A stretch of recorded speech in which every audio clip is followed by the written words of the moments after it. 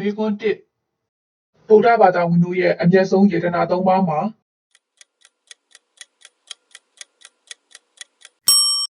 ဖရာတရားတန်ခါမေကွန်းနှစ်ကုသိုလ်ရစီရန်ပြုလုပ်ရမည့်အဓိကနည်းလမ်း၃ခုမှာ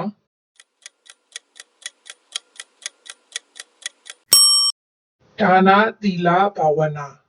မေကွန်း၃ဗုဒ္ဓတရားတော်အရအမြင့်ဆုံးသောအောင်နိုင်ခြင်းသည်မိသည့်အရာနည်း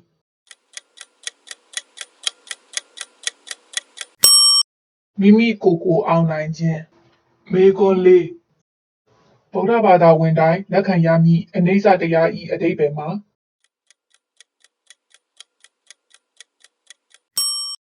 မမြဲခြင်း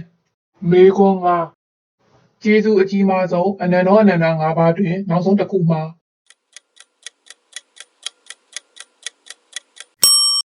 ဆရာသမား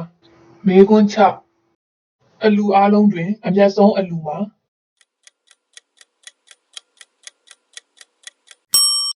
တရားအလူမေကွန်း9မြတ်စွာဘုရားရှင်သည်အင်္ဂုလိမာလကိုမိသည့်နည်းလမ်းဖြင့်အောင်နိုင်ခဲ့သည်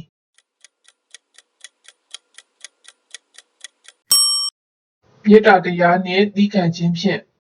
မေကွန်း၈လူတစ်ယောက်အတွက်အပင်ငရေတကားကိုလုံးဝပိတ်သွားစေသည့်ပထမဆုံးအဆင့်မှာ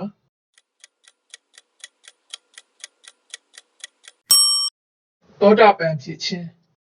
မေကွန်း၉လူတို့ဤစိတ်ကိုအမြဲပူလောင်စေတတ်သည့်ကိလေသာရန်သူ၃ပါးမှာ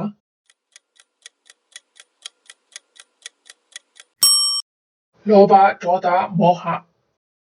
မေကွန်း10ကောင်းတာလုပ်ရင်ကောင်းတာဖြစ်မယ်မကောင်းတာလုပ်ရင်မကောင်းတာဖြစ်မယ်ဆိုသည့်သဘောတရားက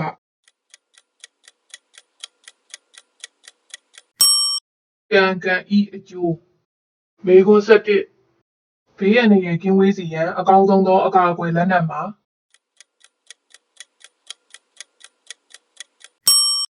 မေတ္တာတရားမေကွန်း12တရားတော်အရလောကတွင်အကြီးဆုံးသောအမြတ်မှာအဘယ်နည်း